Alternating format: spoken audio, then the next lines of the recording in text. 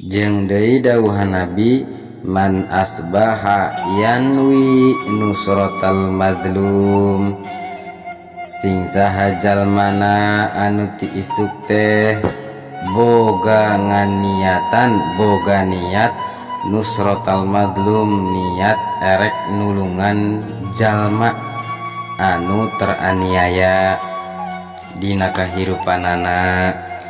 Ti isuk niat kaluar ti imah niat rek nulungan jalma anu teraniaya, nulungal jalma anu kapaitan.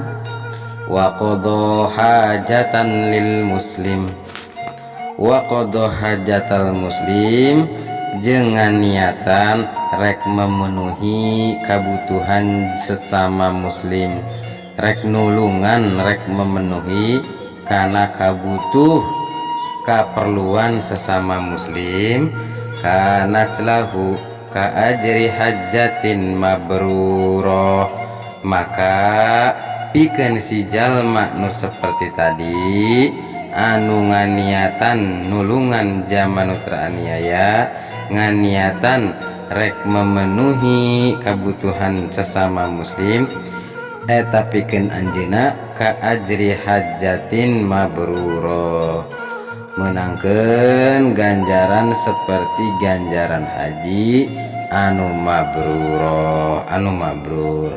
Matak sing hade kaluar ti imah isuk ulah boga niat rek nganiaya batur, sangkan urang dihampura tina sagala anu tos dilakukeun.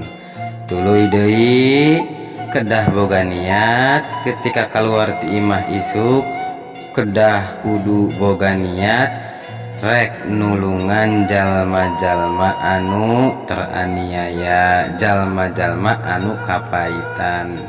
Intina niat nulungan sesama. Oge wa qadha hajatan lil muslim, niat rek memenuhi kana kabutuhan sesama, rek memenuhi kana hajatna sesama, maka pikeun anjeunna menangkeun ganjaran haji anu mabrur luar biasa. Sok diniatan hade ka sesama, sangkan menang ganjaran anu luar biasa.